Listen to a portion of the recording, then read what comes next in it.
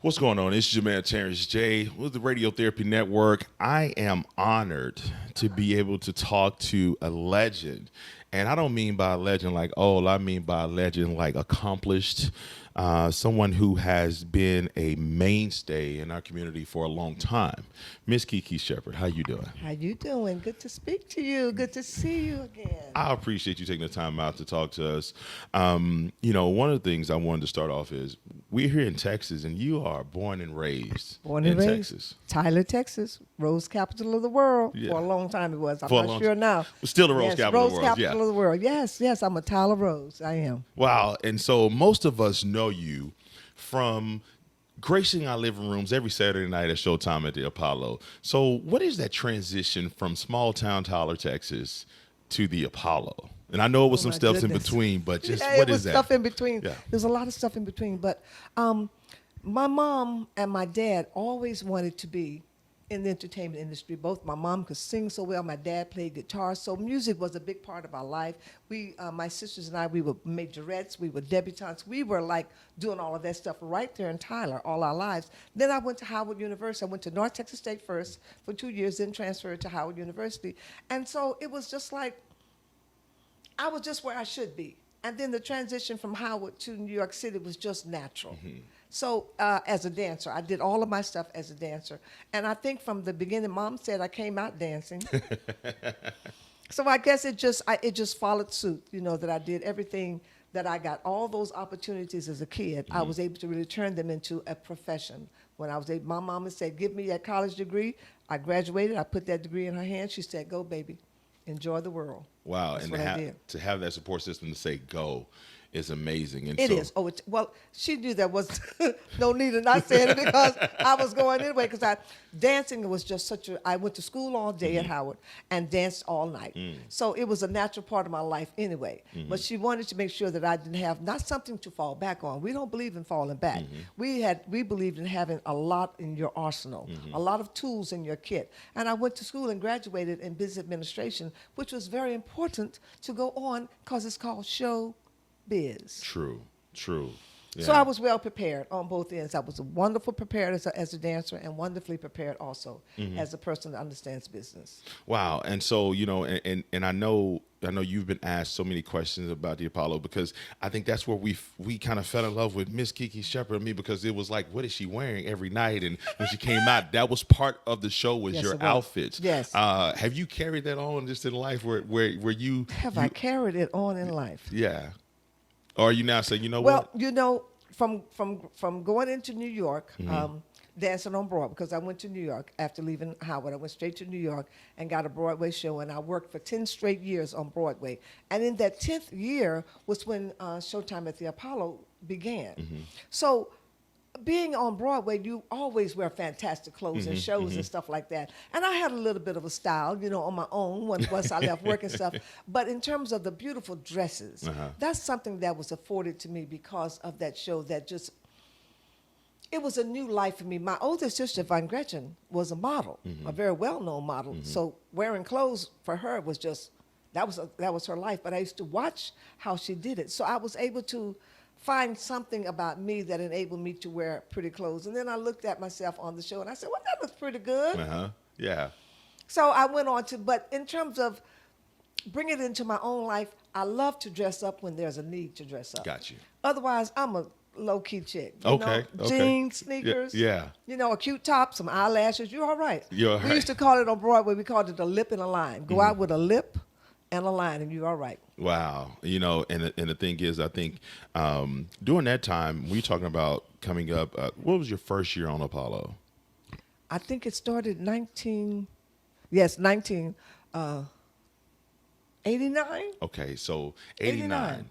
And, a lot of times there was not a great representation of the brown skin girl on TV. Exactly. So did you feel any pressure or honor in representing that? Because at that time it was a certain skin tone that TV would allow, and to have you come on every night to give that inspiration, was it any pressure or was it more of an honor? Okay, very good question, because the reason why I had that job was because Percy Sutton originally I was called to be the assistant choreographer to Otis Salid, who was the original choreographer for the show. And he did a lot of different stuff. And then I was his assistant. I was the tallest. There were 6 girls dancing originally. We did 3 shows, 6 girls. I was the tallest, and because I was the assistant, as we were doing pre-production, they said, Kiki, can you do this thing here? We need to have that done. I said, sure. I was the tallest girl. This is called God. Otis left. The job came to me. I choreographed that opening number and continued doing this. We didn't know that this part of the show, Amateur Night, was going to become the biggest and most well-known part of the show. So getting back to your question about the dark skin, originally when I started doing this, it was just because it facilitated getting it done. But then the executive producer, who was Percy Sutton, who owned the Apollo Theater, so many people tried to start coming in, taking a job of a lighter hue, sisters of a lighter hue, and Percy Sutton said no. Kiki Shepard represents all of those little brown-skinned girls out there in the world that don't think they can be on TV like their counterparts. So as long as Kiki wants the job, Kiki has the job. Wow. So it was because of my brown skin, because of my representation, that Percy Sutton said, we are going to keep this. We're going to make sure that every little child out there understands there's a place for them. Wow, and to have someone, one that wasn't even a woman, to recognize that thing, and then to show up and say, no, I'm going to make the decision that she's going to do it. She is going to do it. Because I had to, I think out of 15, 16 years, I think I had to miss one show because I was in Florida working, and it was a snowstorm in New York, and they couldn't get me in. So they had to shoot, I think, one night without me. And it was just like from what I understand, it was a mad dash. And they had to be a size 4 or 6, because I was a 4, I think, at the time. Okay. So we had gotten the clothes and stuff to fit me. So it had to be somebody my height. It had to be somebody of my size that could fit into the clothes and stuff. They could bring their own shoes and things, but I wear a 6.5, so that's a small shoe size anyway. But from what I understand, they told me it was a mad dash, all these girls. And they also told me that they received a lot of letters saying, why don't you use somebody else other than somebody who looks like Kiki? She's really dark. Our people. I was just going to say, Our that came people. from us. But you know what? That, in fact, was a lesson. Okay. That our people, we are in a diaspora, we are a rainbow. So we should not be judged. We're talking about other people judging us by the color of our skin, True. and then we're doing it to ourselves. We do it to ourselves. But Percy Sutton said, no, as long as Kiki wants a job, she has it, because she represents all those other little brown girls out there in the world that can see that they, too, can do this. I love it, and I love that history and that knowledge of that. And as we talk about the history, we also got to talk about the present and the future. One of the main things that we are here with you today talking about is your foundation. So we know from Apollo, but a lot of people have not kept up with Miss Kiki Shepard to find out what she has been doing, and she's been very busy, very busy. And with the KIS Foundation, I had a chance to interview you a few years ago when I first learned about it. And it was just like, okay, wow, to see someone we watch every week, to understand that after what we see on TV, their life keeps going. But you are now onto a bigger platform, the KIS Foundation. Can you tell us a little bit about that? It's a 501c3 nonprofit organization whose mission is to educate, advocate, raise awareness about sickle cell disease. Our mission is to improve the social health and quality of life for those diagnosed and living daily with sickle cell disease. And it's a big ask, because so many people don't really realize that sickle cell disease is still as prominent as it ever was. A lot of people seem to think it went underground or something. And it is a disease that it really can affect anybody, but it predominantly affects the African American, Hispanic, Asian, and Mediterranean populations. Ain't much left in the world. There's not much left. Ha ha ha ha. So, has there been any talk on why that affects us so much as minority groups? Because of the warm climate,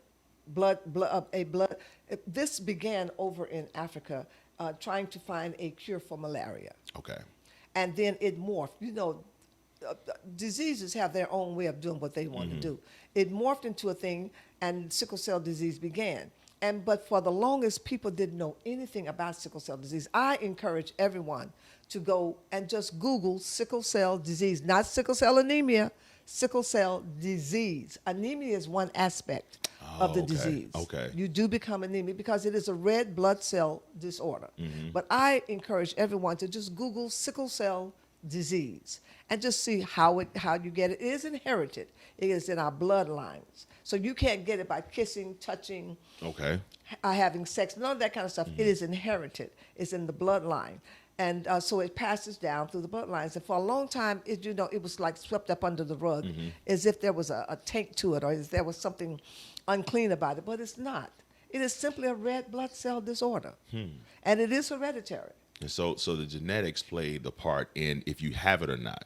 So Without a doubt. I heard you talk about the traits of coming from a mother and a father, but there is also a high probability if one of your parents has the disease. So what are those numbers? Okay.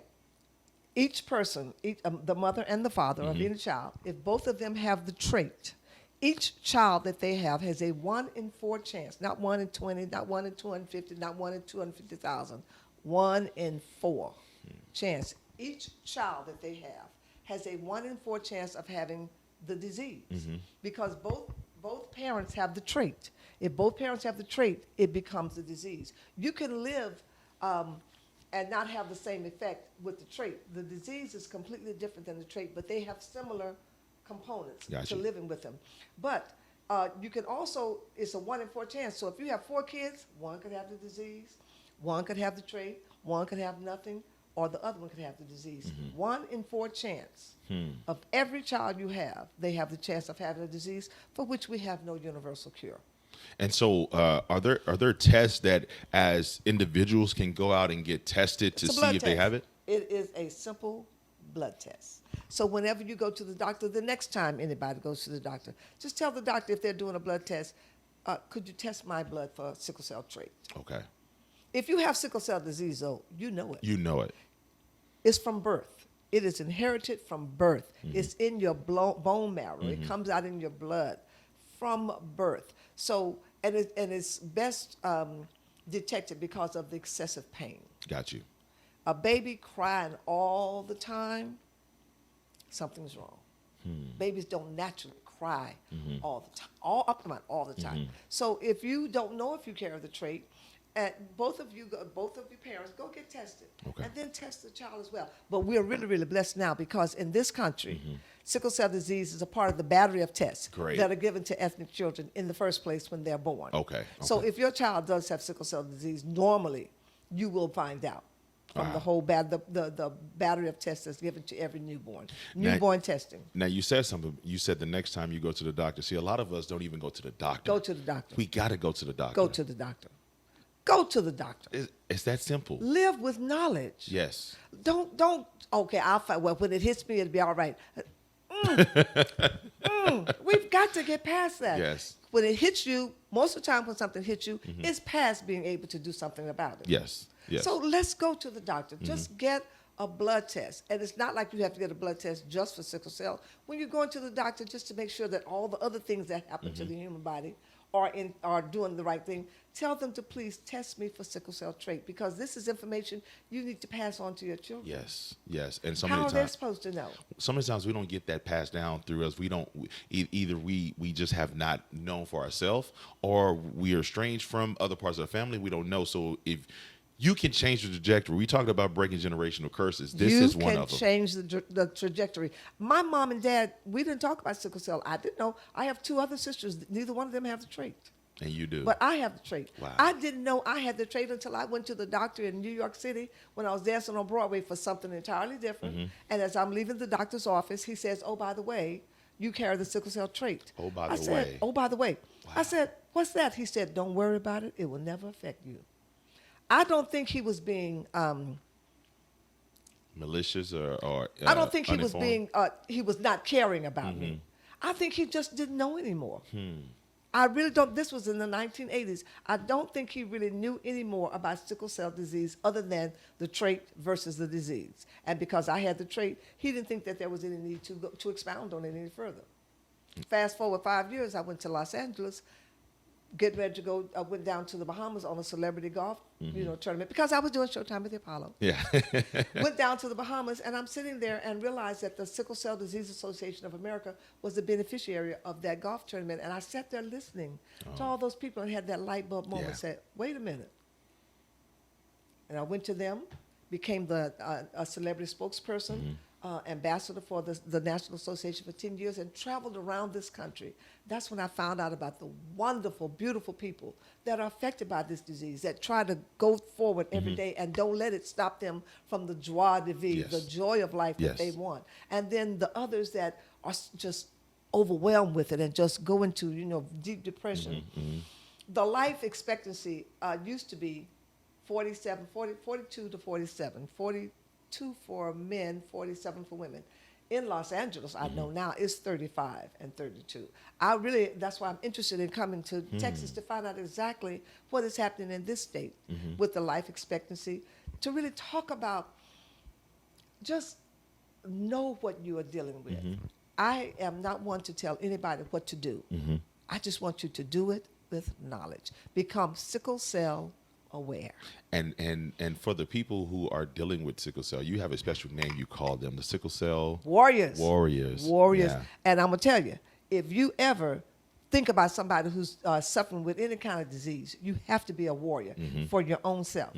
And sickle cell patients are warriors because they deal daily with a disease that could take them out just like that. I went and spoke at the went to the graduation party of a young lady one year, this was a few years back. January, she graduated from Howard University in January. We went to her celebration of her graduation in January.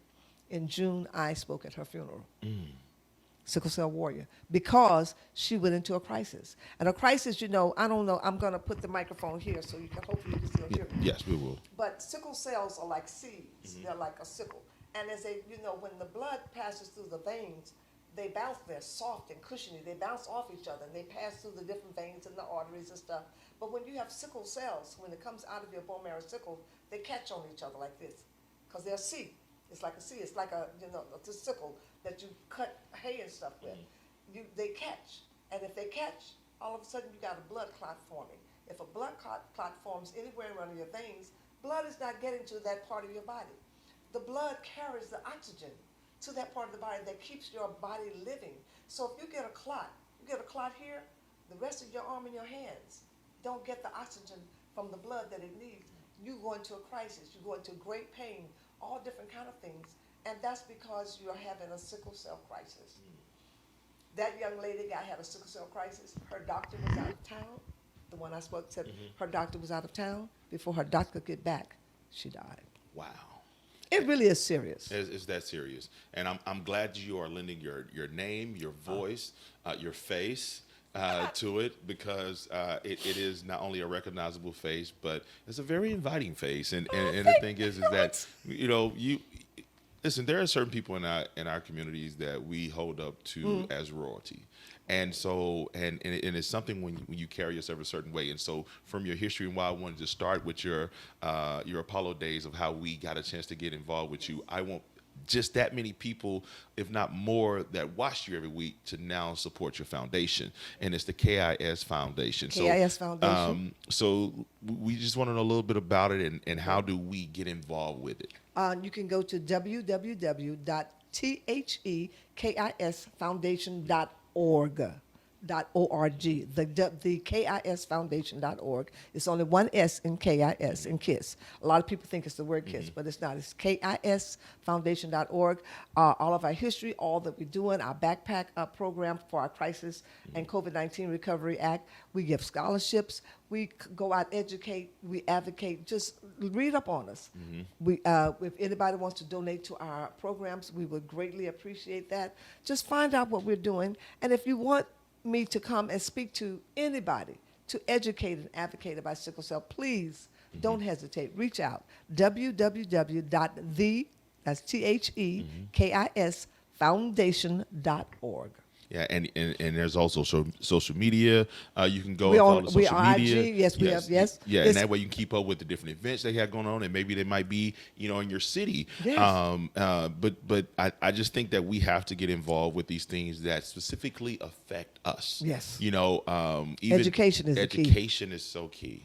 That's why I advocate and raise awareness wherever I go. Education, that's why we said, are you sickle cell aware? Do you understand what this awful disease is, which is in our bloodline, in our community? Do you know what it can do? Yeah. And just, especially to our young folks. As I said before, I'm not trying to tell anybody what to do. If you fall in love with somebody, and both of you all have the trait, you can make your own decision, but make your decision With knowledge. education, with Yes.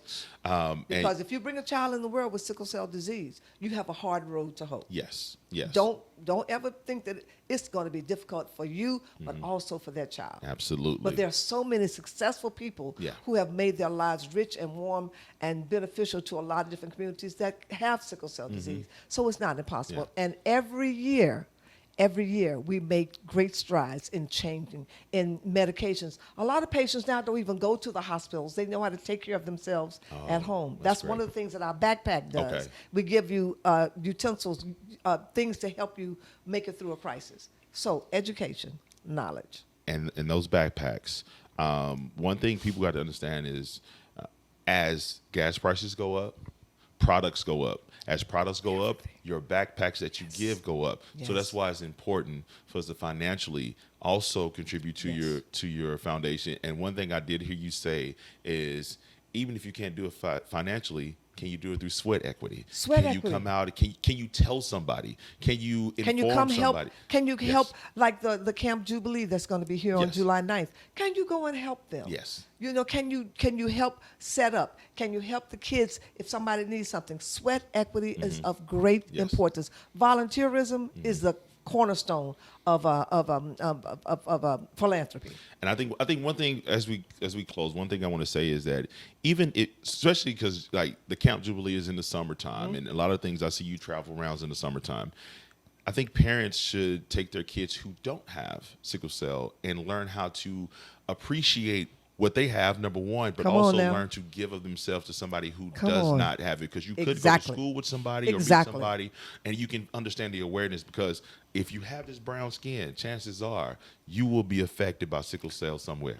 Somehow, somewhere, it will cross your life. Yes. So thank you so much for saying that, because that problem. is so true. If you grow up with the knowledge of it, it doesn't become so crazy that you are shy away from it, and you learn that people are people. We all have something. Yes. We all have Yeah. something that we're dealing with. Yeah. But those that are dealing with sickle cell disease have an extra burden. There you go. So whatever we can do to help lighten that burden, I think is of utmost importance. And I tell you what, if you guys see, if you give of yourself, you can keep looking as young as this young lady does right here. So Makeup, makeup, lashes.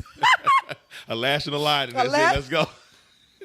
I'm telling you, thank you so much. I No appreciate problem. that. Thank you so much for taking the time out to talk to us about this. KIS Foundation, you can find them on all social media platforms and go to their website. If you know anybody with a sickle cell, please turn them on to this foundation, but also turn yourself on to the foundation, because it is greatly needed and desperately needed for people who look just like you.